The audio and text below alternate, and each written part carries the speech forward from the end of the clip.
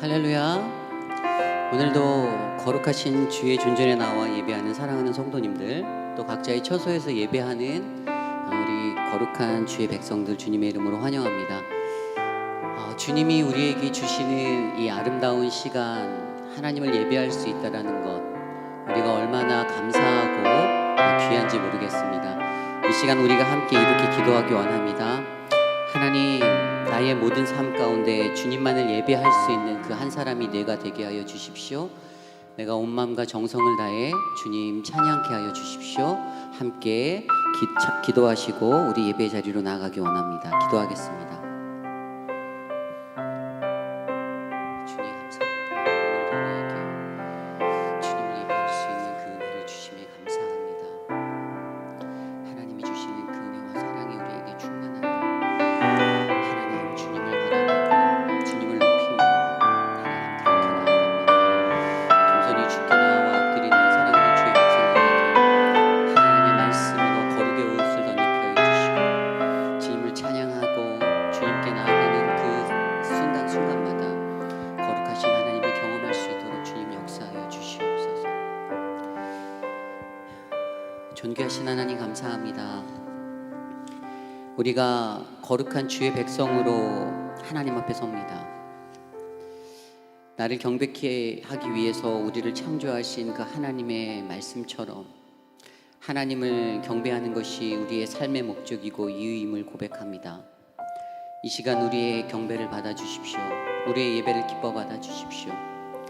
상한 심령들을 만져주시고 끌어안아 주시고 회복이 필요한 자들에게 주의 은혜를 베풀어 주시옵소서. 주님 감사드립니다. 오늘도 주님 홀로 영광 받으실 줄 믿사오며 이 모든 말씀 살아계신 예수님의 이름으로 간절히 기도드렸사옵나이다. 아멘. 우리 옆에 분들과 소리내지 말고 눈웃음으로 함께 인사 나눠보겠습니다. 좌우에 계신 분들, 네, 우리 함께 이 시간 박수치며 찬양하겠습니다. 찬양하세.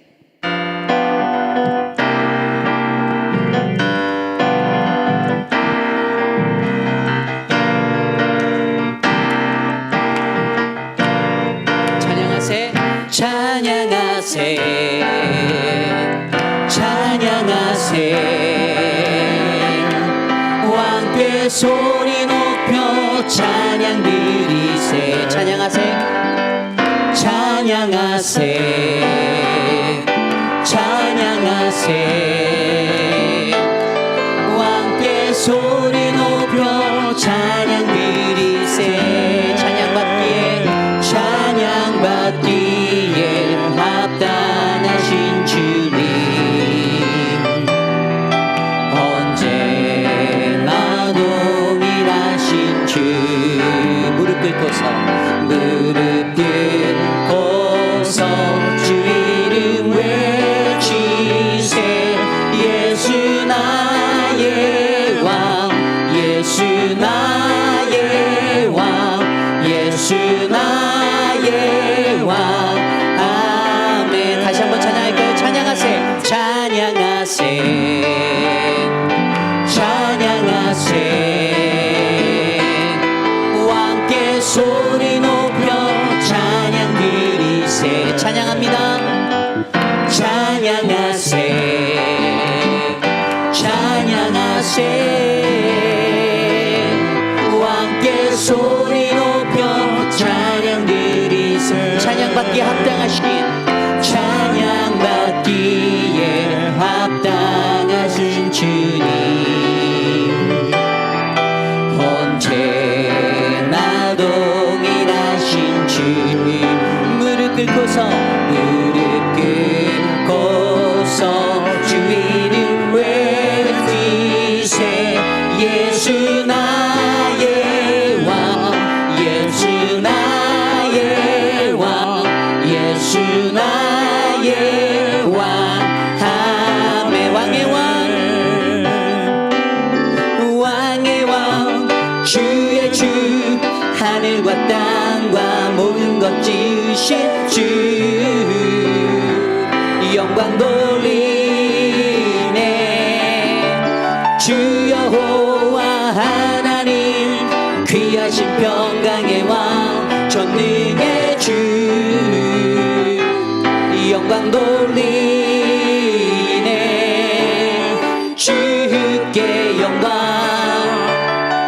주께 영광, 주께 영광, 전능하신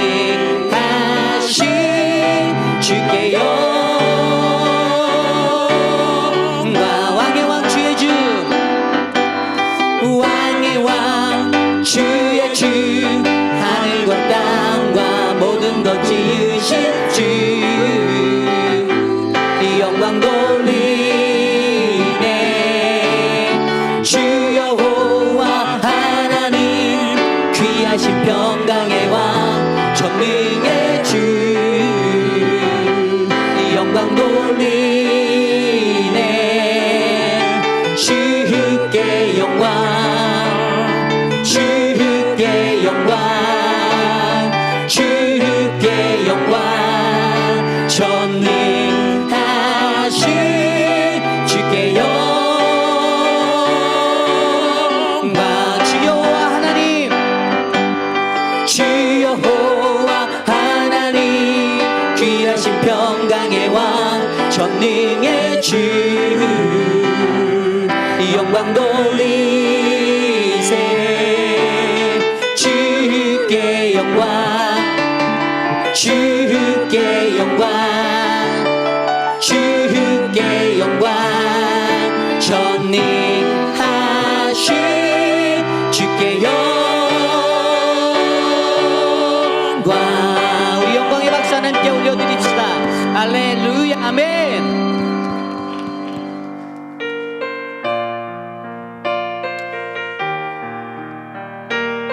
우리가 알 수 없는 그 인생길 속에서 주님을 찬양합시다. 내일은 나 몰라요, 하루하루 살아요. 불행이나 여행함도 내 뜻대로 못해요.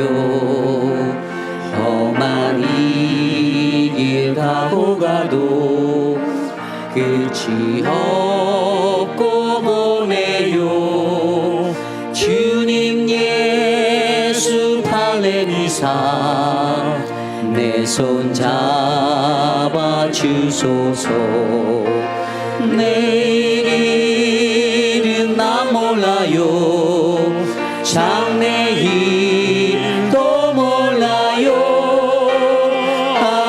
아버지여 날 붙드사 평탄한 길 주옵소서. 좁은 이 길, 좁은 이 길, 진리의 길, 주님 가신 그의 길, 힘이 들고 어려워도 찬송하며 갑니다. 성령이여, 성령이여, 그 음성을 항상 들려주소서. 내 마음은 정했어요, 변치 않게 하소서. 내일은 나 몰라요, 장래일도 몰라요. 아버지여, 아버지여, 주신 소명 이루소서. 만왕의 왕, 만왕의 왕 예수께서 이 세상에 오셔서 만 백성을 구속하니 참 그 주가 되시네.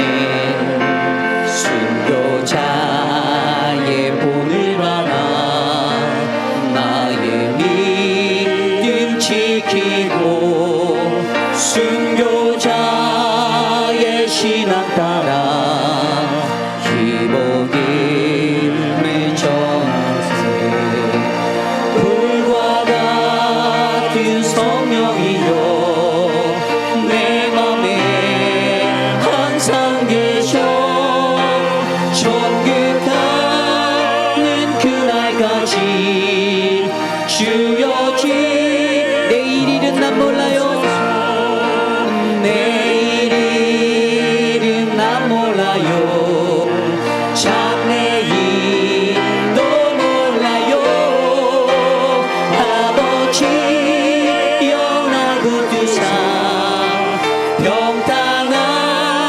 네 험한 십자가에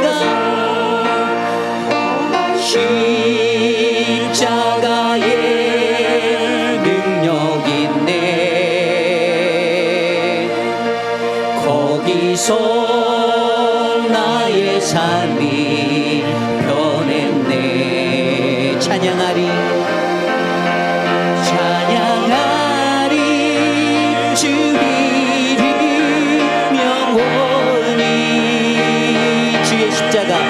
주의 십자가 능력 있네. 목적도 없이 나는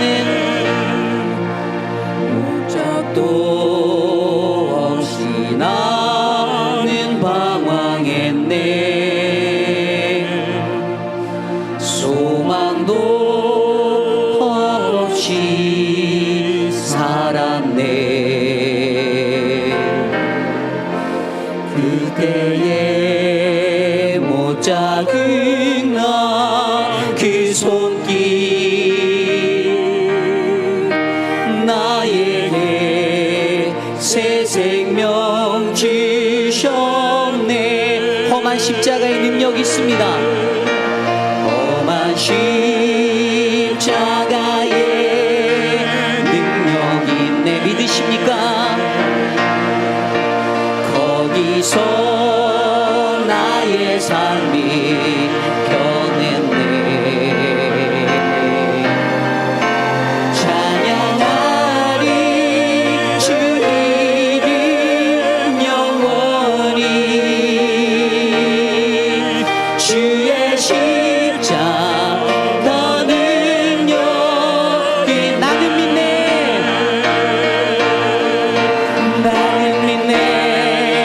갈보리 언덕 십자가 나는 믿네. 그 누가 뭐라 해도 이 세상 다 지나고 끝날이 와도 험한 십자가 붙들겠네. 나는 믿네. 실보리 언덕 십자가 나는 믿네. 그 누가 뭐라 해도 이 세상 다 지나고 끝날이 와도 험한 십자가 붙들. 우리 마지막으로 목소리로 고백해 볼까요? 나는 믿네. 갈보리 언덕 십자가 나는 믿습니다.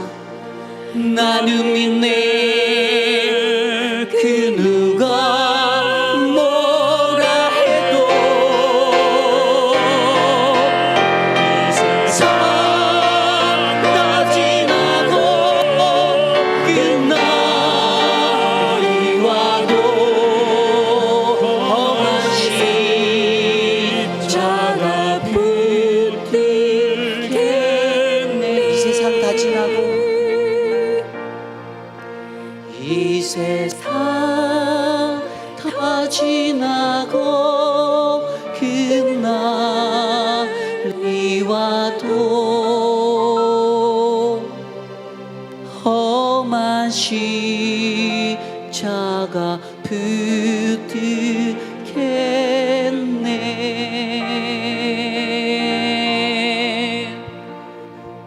우리 다 함께 공동기도문으로 함께 기도하며 나아가기 원합니다. 참으로 존귀하신 하나님 아버지, 받은 은혜와 구원의 축복을 전하고 나누는 우리들이 되기를 소원합니다.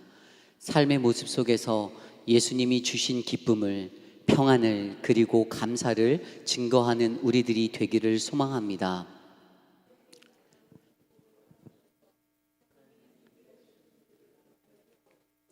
먼저 찾아가셔서 그들의 마음을 열어주시고 복음을 전할 수 있는 기회를 열어 주옵소서. 우리의 입술을 통해 듣는 복음이 사람의 말이나 자랑으로 들리지 않게 하시고 사랑으로 기다리시는 하나님의 음성으로 들리게 하옵소서. 성령님, 우리에게 영혼을 사랑하시는 하나님 아버지의 마음을 주옵소서. 지혜롭게 하시고 복음을 전하는 담대함을 주옵소서. 눈물로 씨를 뿌리고 기쁨으로 열매 맺는 은혜가 있게 하옵소서. 존귀하신 예수님 이름으로 기도드립니다. 아멘. 이 시간 한 주 동안 세상에 살며 우리가 알게 모르게 지어왔던 죄악된 모습들 함께 주님께 고백하며 회개의 기도 드리기 원합니다. 각자의 기도 소리가 들릴 정도로 함께 기도하겠습니다. 하나님, 주님, 한 주 동안 세상 속에서 하나님, 우리가 이런 모습 저런 모습으로 살아갔습니다. 때로는 하나님 있는 듯 하나님 없는 듯 그러한 모습으로 살고, 하나님, 내 생각과 내 것을 중요시하며 내 것을 고집하였던 하나님, 그러한 나의 인생을 용서하여 주시기를 간절히 소망합니다. 하나님의 말씀대로 따르지 못했던 인생들도 있습니다. 하나님의 말씀에 사랑을 나누지 못한 것도 있습니다. 주님, 용서하여 주시옵소서. 하나님, 오늘 이 아침에 거룩한 하나님의 말씀으로 우리를 정결케 하여 주시고, 하나님, 그 거룩의 옷으로 새롭게 입혀주실 때마다 신령하신 하나님의 은혜가 우리 안에 충만하도록 하나님 도와주시옵소서. 사랑의 하나님, 감사합니다. 하나님, 우리의 삶 속에서도 날마다 끊이지 않고 주님을 예배케 하시는 하나님, 감사를 드립니다. 지난 한 주 동안의 세상의 삶 속에서도 하나님, 우리가 좌로나 우로나 치우치지 않게 하시고 오직 하나님의 말씀 안에서 한 걸음 한 걸음 걷게 하신 하나님, 하나님, 오늘 이 순간에도 우리 안에 역사하시는 그 성령 하나님을 경험할 수 있도록 우리와 함께 동행하여 주시기를 간절히 소망합니다. 사랑하는 이들을 주님 품에 떠나보내고 슬퍼하는 이들이 있습니다. 하나님, 사랑하는 우리 곽세인 권사님, 곽병만 장로님 위로하여 주시고, 하나님, 그들의 마음 가운데 주님의 사랑으로 가득 채우시고 한없는 하나님의 위로를 베풀어 주시옵소서. 또한 계속되어지는 코로나의 위기 속에서 새롭게 바뀌는 정권과 혼란한 시대 속에서도 하나님, 우리가 주님을 예배할 수 있는 그 한 사람으로 세워지기를 간절히 소망합니다. 이 어려운 시기에 교회가 어려워지지 아니하도록, 예수를 믿는 이들이 어려워지지 아니하도록 주님께서 보호하여 주시옵소서. 우리 오렌지 가나안 장로교회를 지켜주신 하나님, 계속되어지는 온라인 예배와 하나님, 이 어려움의 시간 속에서도 우리 안에 풍성한 말씀의 은혜가 날마다 넘치게 하시니 감사합니다. 하나님이 주시는 그 은혜 아래 우리가 함께 나아갈 수 있도록 주의 크신 사랑을 베풀어 주시옵소서. 이 시간 김성봉 집사님과 함께 귀한 찬양을 나누시는 아름다운 찬양팀에 하나님의 은혜를 베풀어 주시고, 하나님, 저들이 외치는 그 소리가 세상을 울리는 소리가 되어 온 세상 가운데 예수 그리스도가 복음 되심을 선언케 하여 주시옵소서. 닫혀진 우리의 마음을 만지게 하여 주시고 그 마음이 활짝 열릴 수 있는 통로로 주님 사용하여 주시옵소서. 김인철 목사님을 통하여 전해주실 은혜의 말씀 가운데 함께 하셔서 하나님, 이 말씀이 우리의 심령 깊숙이 전달되는 하늘의 미랄이 되게 하여 주시옵소서. 오늘 이 예배를 통하여 영광 받으실 주님을 찬양합니다. 감사를 드리며 이 모든 말씀 살아계신 예수님의 이름으로 간절히 기도드렸사옵나이다. 아멘.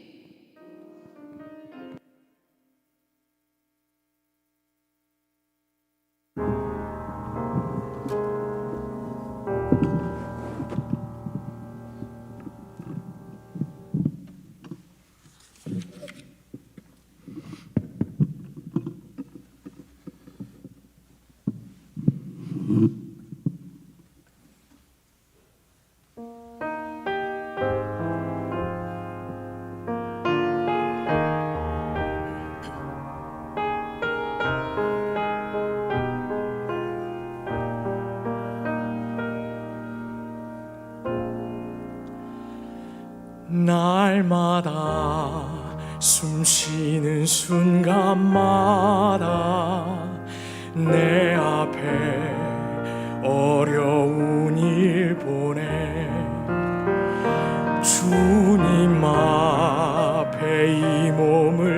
맡길 때 슬픔 없네 두려움 없네 주님의 그 자비로운 손길 항상 좋은 것 주시도다 사랑스레 아픔과 기쁨을 수고와 평화와 안식을 날마다 주님 내 곁에 계셔 자비로 날 감싸주시네 주님 앞에 이 몸을 맡길 때 힘주시네 위로함 주네 어린 나를 품에 안으시사 항상 평안함 주시도다 내가 살아 숨을 쉬는 동안 살피신다 약속하셨네 인생의 어려운 순간마다 주의 약속 생각해보네 주님 앞에 이 몸을 맡길 때 슬픔 없네 두려움 없네 날마다 숨쉬는 순간마다 내 앞에 어려운 일 보내 주님 앞에 이 몸을 맡길 때 슬픔 없네 두려움 없네 날마다 숨쉬는 순간마다 날마다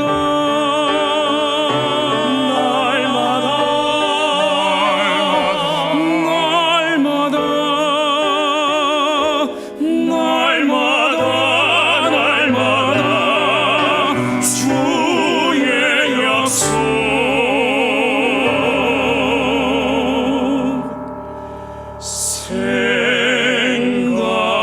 생각해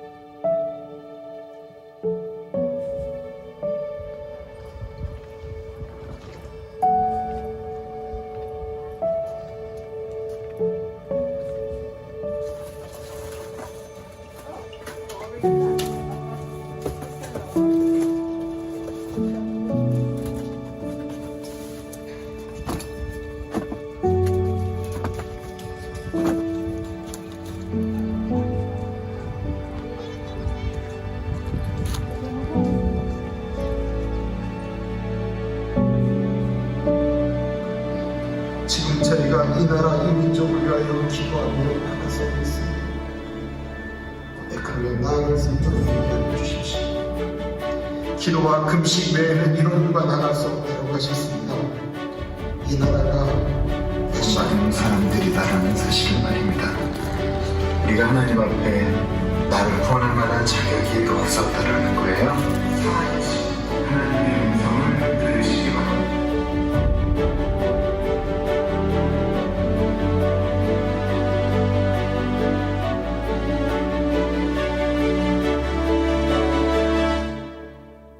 안녕하세요. 떠난 지 며칠 안 됐는데 왜 이렇게 긴 세월인 것 같아요. 감사합니다. 많은 사랑받고 보답도 못하고 떠났어. 하나님 은혜가 충만하시기를 바랍니다. 목사님이 온 교회 교인들에게 감사를 드립니다.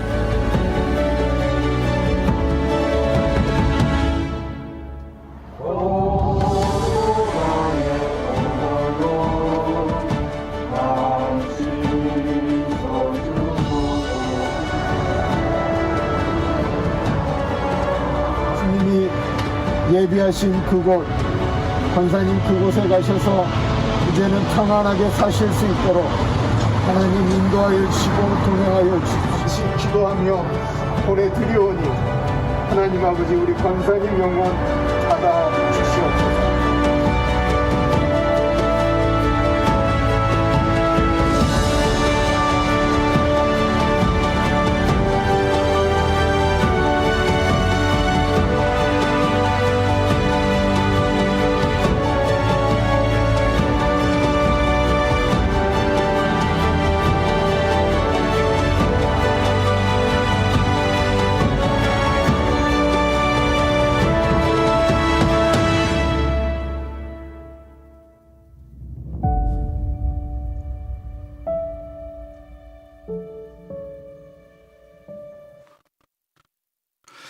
우리 아르모니아 팀 너무 감사드립니다.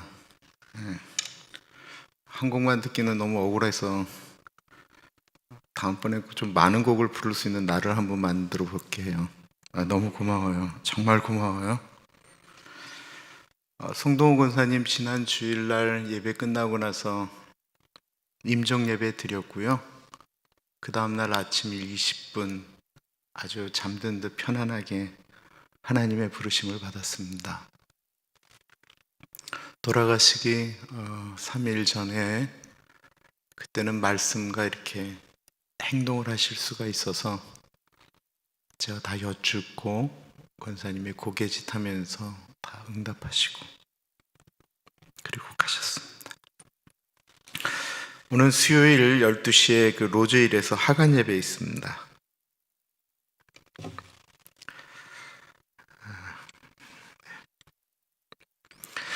오늘 그 요절 성구는 디도서 3장 5절 말씀인데요.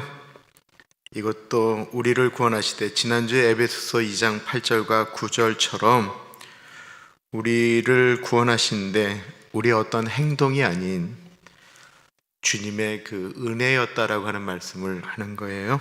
한번 같이 읽어보겠습니다. 시작.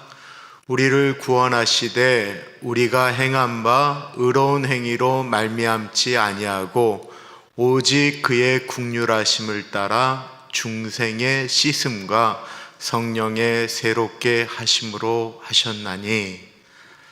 외우는데 이게 되게 말들이 조금 어려워요. 우리를 구원하시되 우리의 행한 바 의로운 행동으로 말미암지 아니하고 오직 하나님의 긍휼하심과 중생의 씻음과 성령의 새롭게 하심으로 하셨나니. 우리 같이 외워보겠습니다. 시작. 우리를 구원하시되 우리가 행한 바 의로운 행위로 말미암지 아니하고 오직 그의 긍휼하심을 따라 중생의 씻음과 성령의 새롭게 하심으로 하셨나니. 아멘. 하나님께서 오늘 우리에게 주시는 말씀은 데살로니가 전서 5장 12절에서부터 18절까지 말씀입니다. 하나님의 말씀을 받들어 봉독할 때에 살아계신 하나님의 음성을 들으시기 바랍니다.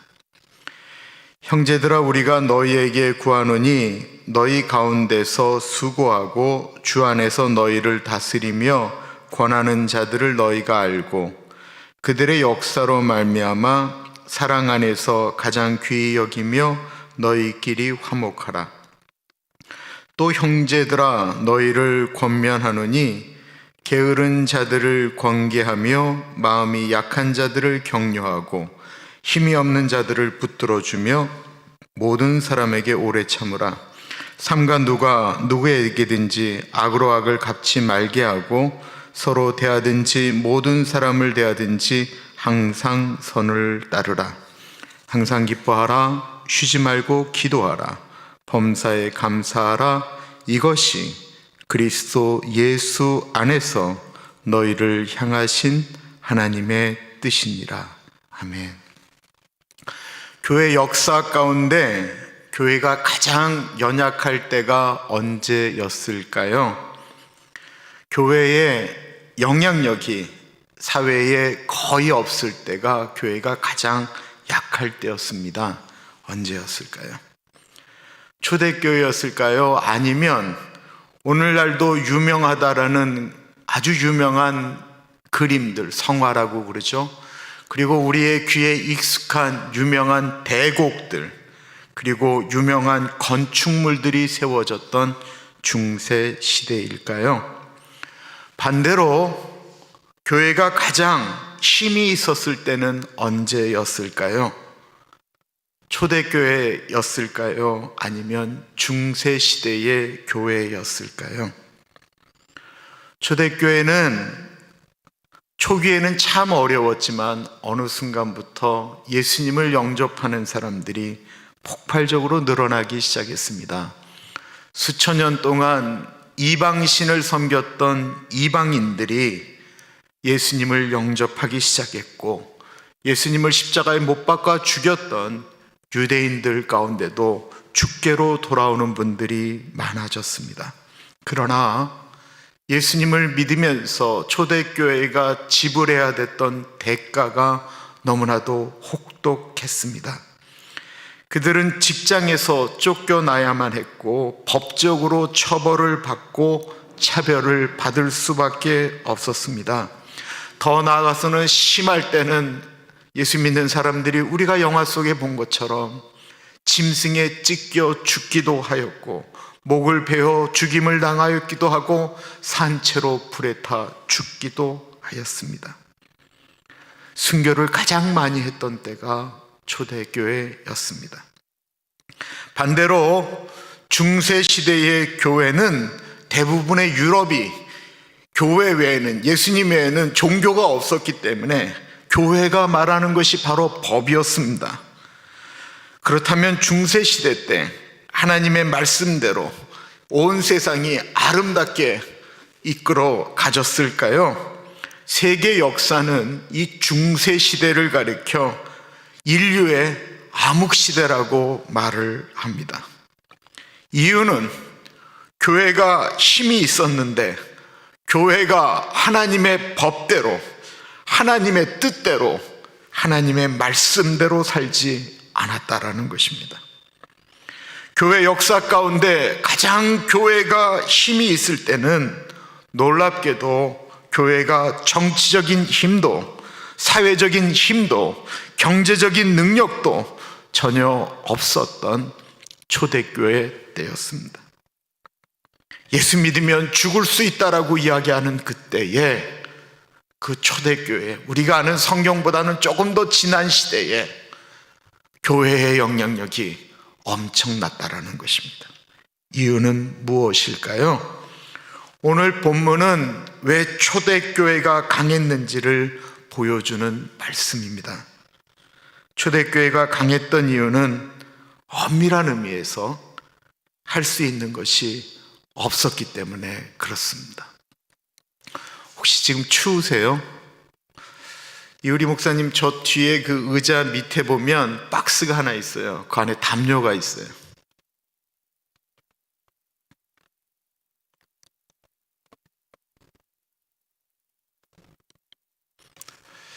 이렇게 살짝 손을 들어주시면 담요를 드릴게요. 네, 이 박정성 권사님도 좀 하나 드리시고요. 송 권사님도 드리고, 많아요. 많으니까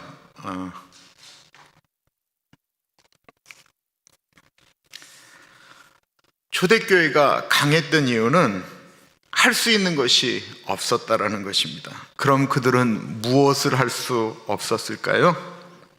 엄밀한 의미에서는 할 수 없었던 것이 아니고요, 안 한 것입니다.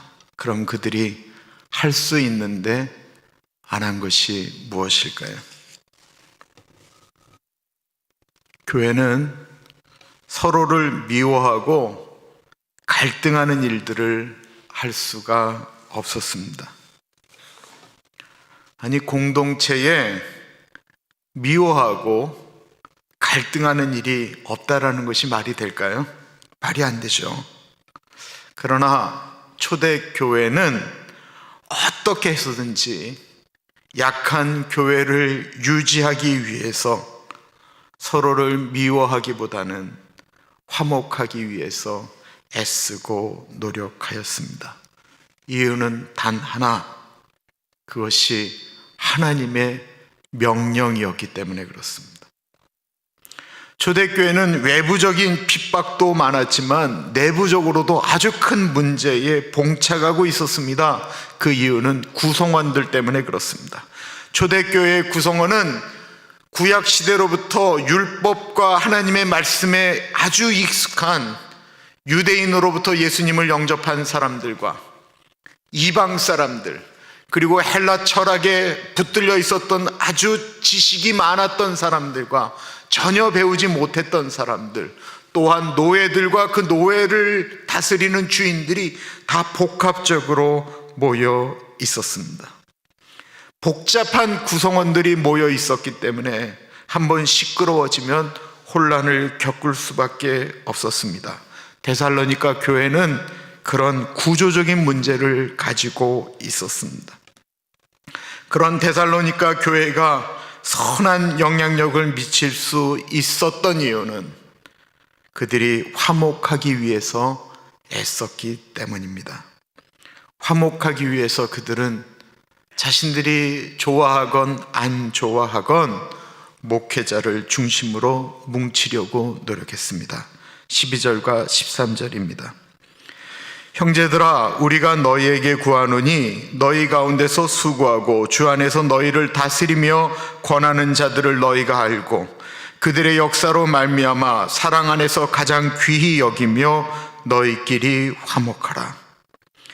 너희를 다스리며 권하는 자들, 일반적으로 교회 리더, 장로나 목사를 의미할 수 있는데, 너희에게 구하노니 너희 가운데서 수고하고 너희를 다스리며 권하는 자들이 다 하나의 단어로 이렇게 연결되어져 있어요. 그러니까 이거는 이 세계를 다 아는 사람을 이야기하니까 보통 목회자라고 이야기를 해요.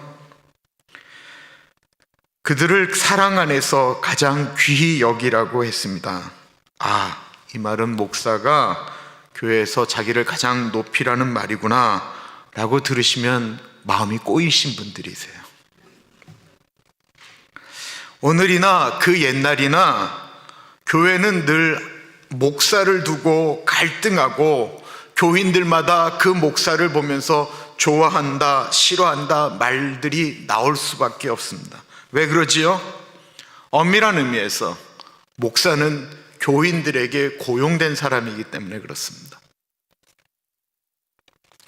오늘이나 옛날이나 똑같아요. 교인과 목사가 얼마나 마지막에 다른 줄 아세요? 교인들은 그 교회에서 은퇴라고 하는 것이 없습니다. 그러나 목사는 때가 되면 그 교회에서 은퇴해야 됩니다. 교인은 그 교회 교인으로 평생 나는 이 교회 교인이다라고 이야기할 수 있지만, 목사는 그 교회 교인으로 평생 있을 수 없습니다. 은퇴하면 꼭 그 교회를 떠나야 합니다. 이것이 목회자의 운명입니다. 떠나기 전까지 그 교회의 목사지, 떠나면 더 이상 그 교회의 목사가 아닙니다. 교인을 교회에서 내보내는 것은 하지도 않지만 참 어려운 일인데, 우리가 아는 것처럼 교회는 목사를 내보낼 수가 있습니다. 그래서 목사 때문에 종종 교회는 어려움을 겪습니다.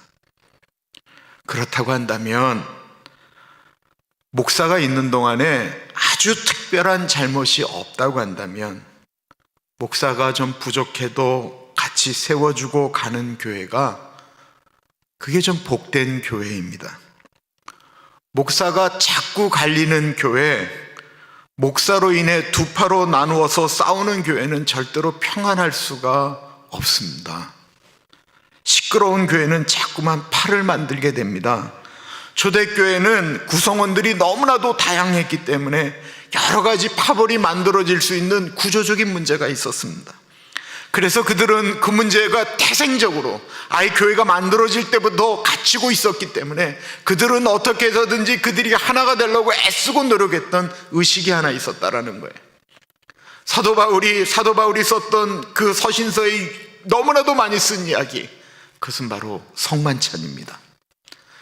초대교회는 매번 모일 때마다 성만찬을 했습니다.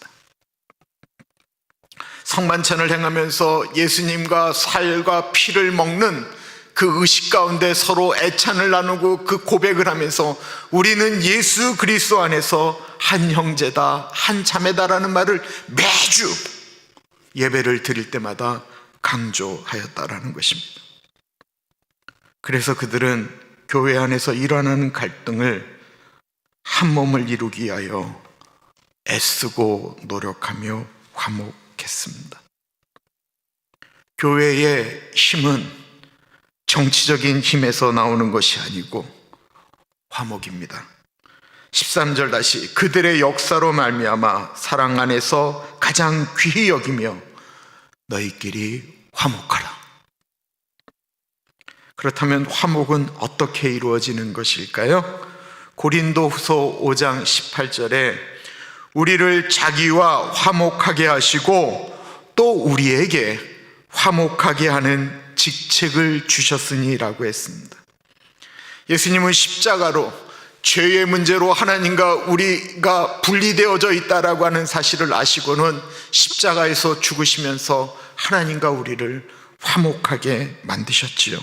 그리고는 예수님을 믿는 우리에게 화목해 만드는 예수님이 하셨던 그 직책을 우리에게 주셨다라는 것입니다. 화목은 내가 하나님으로부터 받은, 내가 만든, 내가 이룬 그 가정에서, 교회에서, 내가 다니는 직장에서, 내가 있는 곳에서 나는 하나님으로부터 화목해 하는 직분을 받은 사람이다라고 생각하는 분에 의해서 감당되어지는 것입니다. 2차 세계대전 막바지인 1944년 12월 크리스마스 이브날 독일과 벨기에 국경 사이에 있는 독일의 아주 작은 마을 휘루트켄의 오두막에서 일어난 일입니다. 당시 연합군이 1944년에는 독일을 아예 집중적으로 공격하기 시작했습니다. 독일의 대형 도시에 계속해서 공습이 오자 한 가족이 빈켄이라고 하는 그 조그만 아이의 엄마와 아빠가 이 휘르트겐으로 피난을 가게 되었습니다. 그리고 그날 크리스마스 이브날 빈켄은 어머니와 더불어 크리스마스 만찬을 만들고 있었습니다. 아버지는 더 많은 식량을 얻기 위하여 바깥에 나가 계셨습니다.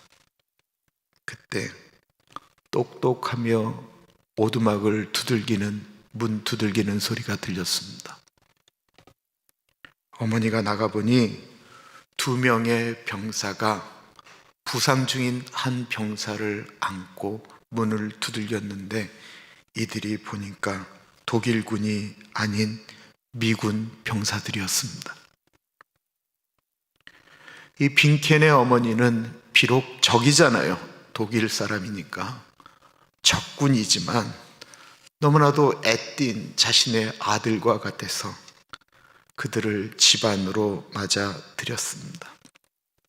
집에서는 한 마리밖에 안 남은 닭을 잡아서 수프를 만들고 있었습니다. 얼마 후에 오두막의 문이 다시 문을 두들기는 소리가 들립니다. 아버지가 온 줄 알고 빈켄이 달려가서 문을 여는 순간 뜻밖에도 거기에는 4명의 독일 병사들이 주위의 몸을 떨며 서 있었습니다. 뒤따라간 엄마도 너무 놀랬지만 우리를 좀 쉬어가게 해달라고 하는 그들의 간청을 만류할 수가 없었습니다. 독일 군들이 그 오두막으로 들어오기 직전에 빈켄의 어머니가 단호하게 이야기합니다. 이 안에는 여러분들과 쉽게 친해질 수 없는 방문객들이 있습니다. 오늘은 크리스마스 이브이니 절대로 싸울 수 없습니다. 무슨 이야기인지 금방 알아들었죠. 독일 군들은 총에 손이 갔습니다. 안에 있었던 미군들도 총을 잡았습니다. 잠깐의 시간이 흘러가는 동안 엄마가 독일 군들에게 이야기합니다. 추운데 그렇게 머뭇거리지 말고 빨리 들어오라고, 우리 같이 식사하자고, 그리고 총들은 다 이 난로 위에 올려놓으라고 라고 이야기를 합니다. 그러자 독일 군들과 미군들은 모두 그녀의 말을 따라 총을 내려놓았습니다. 식탁에 앉아 있을 때 빈켄의 어머니가 기도를 시작합니다. 평화의 예수님, 이곳에 와 주십시오. 16살 된 독일 병사 하인츠, 빌이라고 하는 아이들 16살 애리였대요. 엄마가 생각나자 그 기도 가운데 울기 시작했습니다. 그리고 한 독일 병사는 의과대학을 다녔는데 미군 부상당한 사람을 치료하기 시작했습니다. 그리고 가장 나이가 많은 24살의 독일 하사는 배낭에서 고이 간직한 포도주 한 병을 꺼냈습니다. 병사들은 가슴속에 묻어두었던 가족 이야기들을 하기 시작했습니다. 밤이 되자 빈켄의 어머니가 병사들에게 얘기합니다. 우리 다 같이 나가서 베들레헴 별을 구경하지 않으시겠어요? 그들은 밖에 나가서 모두 별들을 구경하였습니다. 캐롤을 부르며 서로를 위로하며 그 밤을 그렇게 지냈습니다. 다음 날 크리스마스 아침, 독일 병사들은 미군 병사들에게 미국 군대가 어디 있는지 지도를 만들어 주었습니다. 그리고 그들은 각기 자신들의 부대로 걸어갔습니다. 누가복음 2장 14절 말씀은 예수님이 오실 때 하늘에서 이런 말씀이 들렸다라고 이야기하고 있습니다. 지극히 높은 곳에서는 하늘에서 영광이요, 땅에서는 기뻐하심을 입은 자들의 평화로다. 서로 죽고 죽이는 살벌한 곳에서 화목해 하는 것을 감당하는 분이 계시면 그곳에는 평화가 임합니다. 집에 가시면, 집에 계시면 집에, 그 가정에 평화를 이루시는 분이십니까? 아니면 사람들 눈치 보게 하십니까? 늘 상대방이 나에게 무엇인가를 해주나 안 해주나 생각하며 얼굴에 자신의 감정을 드러내고 계시는 분이십니까? 아니면 그 가정에 화목을 이루기 위하여 참고 인내하십니까?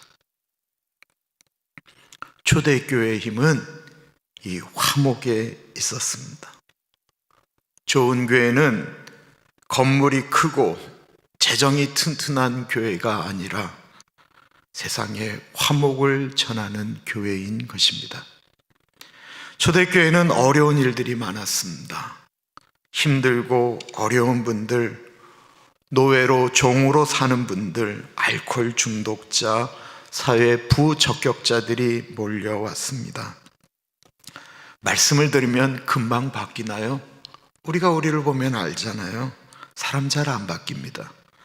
좋아지는 것 같은데 또 넘어졌다가 또 일어났다 또 넘어졌다.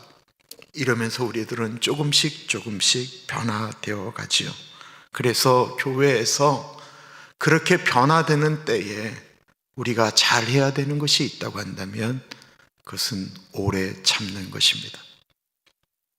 14절에 보면 또 형제들아 너희를 권면하노니 게으른 자들을 공개하며 마음이 약한 자들을 격려하고 힘이 없는 자들을 붙들어주며 모든 사람에게 오래 참으라. 교회는 도와줘야 될 분들이 있습니다. 약한 분들에게는 힘내라고 격려하고 낙심되어 어려운 분들은 붙잡아 주어야 합니다. 그리고 초대교인들에게 하나님이 주신 명령은 모든 사람들에게 오래 참으라고 말씀하셨습니다. 교회에서 마땅히 오래 참아야 될 분들은, 말을 하면 안 되는 분들은 그 교회에서 신앙생활 오래 한 분들입니다. 새로운 분들은 말하지 않아요. 새로운 분들은 참고 자시고 할 것도 없어요. 교회가 시끄러울 때, 교회 생활 오래 한 분들이 소리를 낼 때 교회는 어려움을 겪곤 합니다. 왜 중세교회는 힘이 있는데 사회적 능력이 없었을까요? 중세교회는 참지를 않았다라는 것입니다. 마음에 들지 않으면, 말을 듣지 않으면 종교재판이라는 것이 날마다 열렸어요. 마음에 들지 않으면, 말을 듣지 않으면 마녀라고 해서 불에 태워 죽였어요.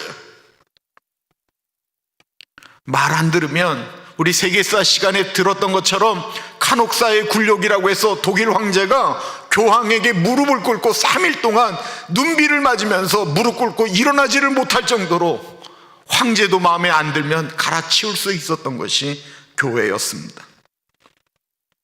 교회가 마음만 먹으면 세상을 향하여 많은 일들을 할 수 있었는데 교회가 사랑도 없었고 인내도 없었다라는 것입니다. 교회의 힘은 사랑하고 인내하고 오래 참는 데서 오는 것입니다. 고린도전서 13장 사랑에 대해서 이야기하면서 가장 먼저 나오는 이야기는 바로 이 얘기였습니다. 사랑은 언제나 오래 참고. 초대교회의 힘은 오래 참았기 때문에 강했던 것입니다. 그들은 교회에서만 참았던 것이 아닙니다. 그들은 교회 밖에서도 오래 참았습니다. 그들을 미워하는 사람들을 용서했고 도리어 그들을 도왔습니다. 15절에 보면 삼가 누가 누구에게든지 악으로 악을 갚지 말게 하고 서로 대하든지 모든 사람을 대하든지 항상 선을 따르라. 초대교회는 권력 앞에 복수하려고 하지 않았습니다. 그들은 악을 악으려고 갚지 않고 선으로 갚으려고 애쓰고 노력했습니다. 죽어가는 순간에도 그들은 자기 자신들을 핍박하는 사람들을 저주하기는커녕 저들을 용서해달라고 하며 찢기고 목베임을 당했습니다. 반대로 가장 힘이 있었던 중세교회는 때때마다 전쟁을 하나님의 이름으로 일으켰습니다. 원수들을 무찌르고 죽이고 불태웠습니다. 중세시대를 보면 온 나라에 교회들이 넘쳐났는데 세계사 역사를 보면 무려 100년 전쟁, 60년 전쟁, 30년 전쟁, 장미전쟁, 이 모든 이름이 있는 전쟁들은 다 중세시대에 일어났었습니다. 반대로 교회가 원수 같기보다는 원수를 사랑하던 그 시절, 교회가 박해를 피해서 우리가 잘 아는 지하무덤 카타콤으로 들어갔던 그 초대교회 시절, 오늘날과 같은 전염병이 돌았습니다. 특별히 2세기 165년으로부터 180년까지 15년 동안 이탈리아와 유럽을 강타했던 전염병을 가리켜 안토니우스 역병이라고 이야기합니다. 안토니우스 황제 때 일어난 병이고 이 안토니우스가 그 역병 때문에 죽었기 때문에 붙여진 병입니다. 이때 500만 정도가 죽었다라고 합니다. 사람들은 부모님들은 병든 자식을 버렸고 자식들은 병든 부모를 버렸습니다. 부자들은 전염병을 피하여 멀리 도망갔고 가난한 사람들은 갈 곳 몰라 빈집들을 약탈하였습니다. 그리고 병이 걸리면 거리에서 죽어갔습니다. 그들을 치료할 방법이 없었습니다. 그리고 70년이 지난 251년 또다시 똑같은 전염병이 발생하였습니다. 당시 황제 데시우스라고 하는 황제는 얼마나 많은 기독교인들을 죽였는지, 가장 많은 기독교인이 죽었던 때를 이 데시우스 황제 때라고 이야기를 합니다. 너무나도 많은 기독교인들이 다 죽임을 당했고 교회 비슷한 것은 다 헐어버려서 평지처럼 만들었다고 합니다. 기독교인들은 갈 데가 없었습니다. 전염병은 기독교인이건 이교도이건 가리지 않았기 때문에 그렇습니다. 서로 감염자를 피해 도망가기 시작했습니다. 이때 유명한 교부 키프리안이 설교를 하였습니다. 우리가 단지 우리 예수 믿는 사람들만을 소중히 여기고 우리끼리만 사랑을 베푼다면 그것은 결코 놀라운 일이 아닙니다. 하나님께서 죄인된 우리들을 위하여 예수 그리스도를 보내주심으로 관용하신 것처럼 우리도 관용을 베풀어야 합니다. 우리는 원수를 사랑해야 됩니다. 주님이 권고하신 바대로 우리를 핍박하는 자들도 구원받기 위하여 기도합시다. 이 키프리안의 설교는 사람들의 가슴속에 불을 던졌습니다. 숨어있던 그리스도인들이 바깥으로 나오기 시작했습니다. 그들이 했던 건 다른 것이 아니었어요. 버려진 전염병 환자들에게 물을 갖다 주고 먹을 것 갖다 주었는데 살 수 있는 사람들이 너무 많았거든요. 물을 먹고 음식을 먹으면서 사람들이 회복되기 시작했습니다. 물론 그런 일들을 하다가 그리스도인들도 쓰러지고 병든 사람도 있었지만 역사 기록에 의하면 그때 기독교인들이 그렇게 많은 분들이 죽지 않았다라고 합니다. 사람들은 그 그리스도인들을 가리켜 파라볼라노이라고 불렀습니다. 이 파라볼라노이라고 하는 것은 위험을 무릅쓴 자라는 뜻입니다. 기독교인들이 위험을 무릅썼습니다. 그리고 나서 60년이 지난 후 기독교는 로마의 국교가 되었습니다. 초대교회의 힘은 굴림이 아닌 낮은 데로 내려가서 섬기는 가운데 일어난 것입니다. 우리가 오늘 너무나도 잘 알고 있는 말씀이 나옵니다. 항상 기뻐하라, 쉬지 말고 기도하라, 범사에 감사하라. 저는 사실 이 말씀이 늘 갈등이 되는 말씀입니다. 우리는 기뻐할 수 있고 기도할 수 있고 감사할 수 있습니다. 문제는 뭐죠? 우리를 부담스럽게 하는 말은 뭐죠? 항상이라는 말, 쉬지 말라는 말, 모든 일이라는 말, 이게 도대체 가능하냐라는 거예요. 저는 기뻐하는 사람을 무수하게 봤지만 항상 기뻐하는 사람을 본 적은 없어요. 저는 기도를 열심히 하는 분들을 봤지만 쉬지 말고 기도하는 분들은 본 적이 없어요. 저는 감사하는 분들은 봤지만 어떤 일이 있어도 어떤 형편도 모든 일에 다 감사하는 분들을 죄송스럽지만 본 적은 없습니다. 더군다나 이 불가능한 일을 쓰신 사도 바울이 뒤에 쓴 말이 뭐냐면 하나님의 뜻이다라는 거예요.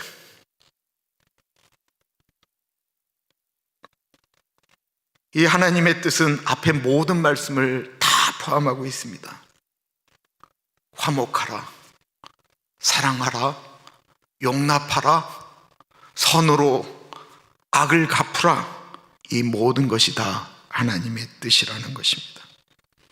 저는 항상 기뻐하라는 말씀이 순종하기가 너무 어렵습니다. 제 마음이 안 기쁜데 기뻐하란다고 기뻐지지가 않는 거예요. 그럼 제가 하나님의 말씀을 거역하는 것입니까? 아니면 하나님의 말씀이 틀린 것입니까? 가능하니까 하나님이 이렇게 쓰신 거 아니시겠어요? 경험적으로 기쁨이 없어요. 감사할 일도 없어요. 기쁘지 않는데 감사할 일이 없겠죠. 근데 그때 기도는 할 수 있어요. 기도를 하다 보면 어느 순간에 감사할 것들이 나오더라고요. 그리고 그래서 주님께 기도하면서 주님 감사합니다라고 하면 어느 순간에 나를 슬프게 하고 힘들게 했던 일들이 없어지더라고요. 우리는 그것이 가능한 사람들입니다. 왜냐하면 오늘 본문 말씀 18절에 이는 그리스도 예수 안에서 너희를 향하신 하나님의 뜻이다라고 하는데, 하나님의 뜻 앞에 그리스도 예수 안에 있는 우리들에게는 이라고 하는 것입니다. 예수님 안에 거하기 때문에 가능하다라는 거예요. 혹시 이런 거 경험해 보셨나요? 너무 힘든 일을 경험했습니다. 화가 머리끝까지 치밀어 오릅니다. 그런데 차를 타고 가는데 마침 내 주파수는 늘 복음방송에 맞춰져 있어요. 거기서 찬양이 나오는 거예요. 찬양하기 싫어요. 듣기도 싫어요. 그런데 그 찬양 아는 찬양이에요. 5분 10분 가다 보니까 같이 흥얼거리고 있는 거예요. 그런데 어느 순간에 그 따라하면서 내가 화나고 분나고 힘들었던 것들이 잊어버려지는 거예요. 정말로 화나고 힘들 때 찬송 똑같은 거 하면 10번 정도 불러보세요. 아니 그렇게도 필요 없고요, 한 5번 정도 불러보세요. 정말 마음이 다스려져요. 너무 힘들어 기도가 안 나와요. 기도하는데 막 싫은 소리가 나와요. 그래서 하나님께 막 기도해요. 기도는 어떻게 하는 거예요? 막 하는 거예요. 하나님, 나 저 사람 정말 기분 나빠요. 저 사람 때문에 정말 신경질 나요. 저 사람 때문에 화가 나요. 하나님께는 기도할 수 있어요. 기도하는데 조금 시간이 지나요. 그런데 가끔 하나님이 우리 머리를 닭머리로 만드실 때가 있어요. 그 닭머리는 좋은 말이고 일반적으로 닭대가리라고 그러잖아요. 머리가 나쁘면 닭대가리라고 하는데 실험적으로 그렇대요. 닭이 알을 10개를 낳는데 8개를 빼가잖아요. 그럼 닭이 모른대요. 2개 난 줄 알고 그냥 품는데요. 근데 1개만 남기면 안 된대요. 닭은 1개만 남기면 그때부터 막 찾는데요. 그러니까 닭은 2, 3을 모르는 거예요. 2까지만 아는 거예요. 참고하세요. 그리고 앞에다 아크릴을 놓고 그 뒤에다가 먹을 걸 놓으면 다른 것들은 이렇게 돌아도 가는데 닭은 계속해서 그 아크릴 앞으로 아크릴 쫀대라는 거예요. 근데 닭대가리라고 하는 이유는 뭐냐면, 이 사람이 먹는 걸 닭이 와서 쪼면 주인이 이렇게 몽둥이 같은 것을 탁 때리잖아요. 닭이 그럼 도망가잖아요. 근데 닭이 대략 한 2, 3m를 가면 내가 왜 도망갔지? 그걸 잊어버린다라는 거예요. 그래서 돌아와서 또 매맞는 짓을 해서 닭대가리라고 하는 거예요. 하나님께 열받으면서 막 기도하다 보면 내가 왜 기도했지? 이걸 잊어버리게 된다는 거예요.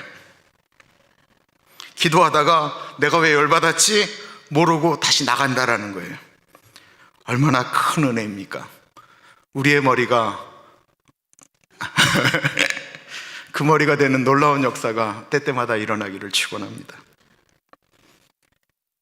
그리스도의 인의 힘은 못하는 데서 오는 거예요. 남들을 미워할 수 있지만 미워 못하는 사람이 힘이 생기는 거예요. 원수를 미워해야 되는데 미워할 수 없고 사랑할 수밖에 없기 때문에 힘이 생기는 거예요.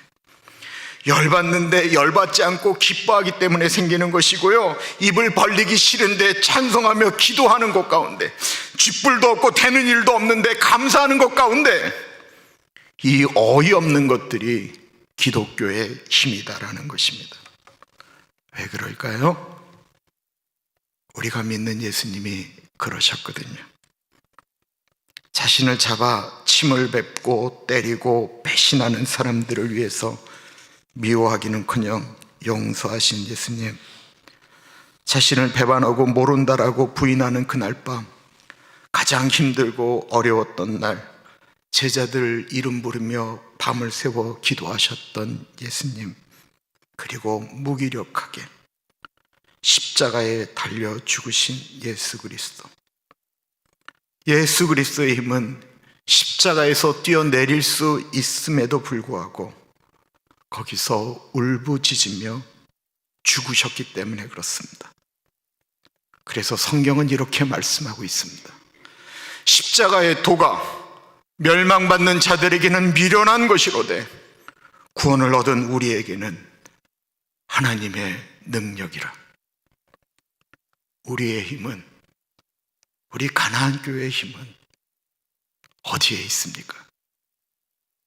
기도하겠습니다. 존귀하신 하나님 아버지, 우리는 무엇을 자랑하고 있는지, 우리는 무엇을 하고 있는지,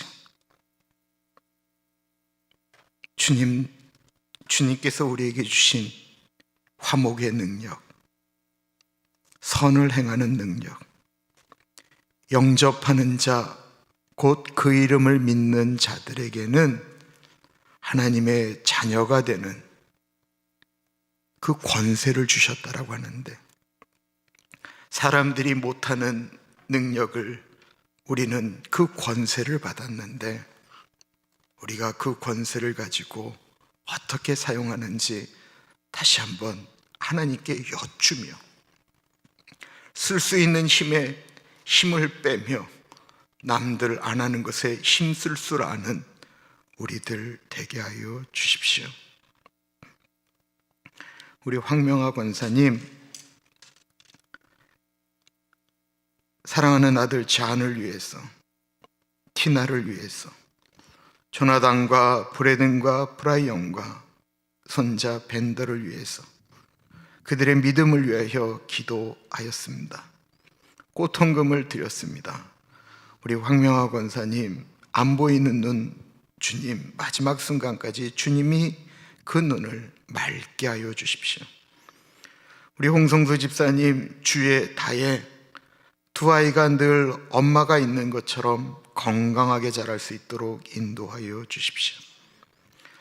우리 김영자 권사님, 하나님 붙잡아 주십시오. 늘 주님께서 부르는 날 어떤 모습으로 갈까 기도하고 있습니다. 건강한 모습으로 우리 수연 자매에게, 에릭 형제에게, 현희 형제에게, 사라에게, 올리비아와 엘리자벳과 제이콥에게, 노아와 니콜라스와 마리에게 좋은 엄마, 할머니의 모습으로 늘 건강하게 사실 수 있도록 인도하여 주시고, 하나님 아버지께서 부르실 때는 너무나도 멋진 모습으로 불림받을 수 있도록 은혜 나리여 주십시오. 하나님께 예물 드리는 사랑하는 주님의 백성들의 예물 가운데 같이 하여 주시고, 우리 교회가 정말로 주님께 드리는 헌금 참 멋지게 쓰는 교회 되어질 수 있도록 은혜 나리여 주옵소서. 참으로 존귀하신 예수님 이름으로 감사하며 기도드립니다. 아멘. 오늘 마지막 찬양, 저 날마다 숨쉬는 순간마다 아까 아르모니아가 불렀던 찬양으로 갈게요.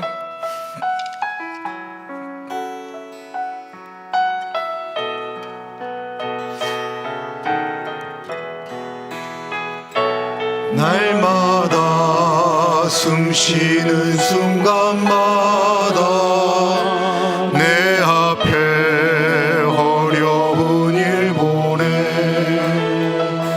주님 앞에 이 몸을 맡길 때 슬픔 없네, 두려움 없네.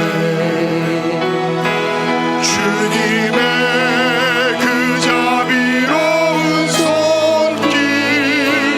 항상 좋은 것 주시도다. 사랑스레 아픔과 기쁨, 수고와 평화와 안식을 날마다 주님 내 곁에 계셔 자비로 날 감싸주시네. 주님 앞에 이 몸을 맡길게 힘주시네, 위로함 주네.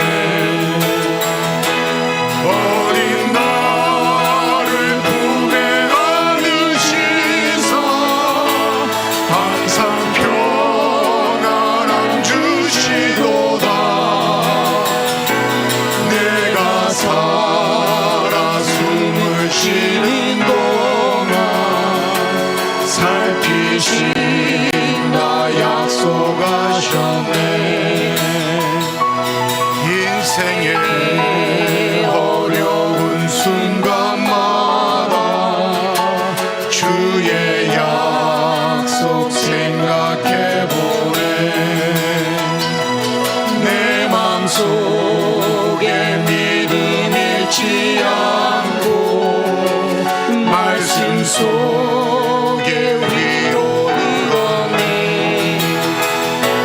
주님의 도우심 바라보며 모든 어려움 이기도다. 흘러가는 순간순간마다 주님 약속 새겨봅니다. 주님의 도우심 바라보며 모든 어려움 이기도다.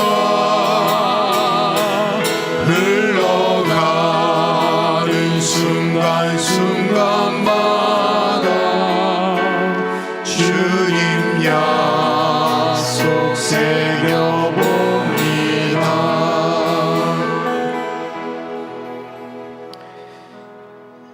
예수님, 날마다 숨 쉴 때마다 우리 앞에 있는 어려운 일들을 보게 됩니다.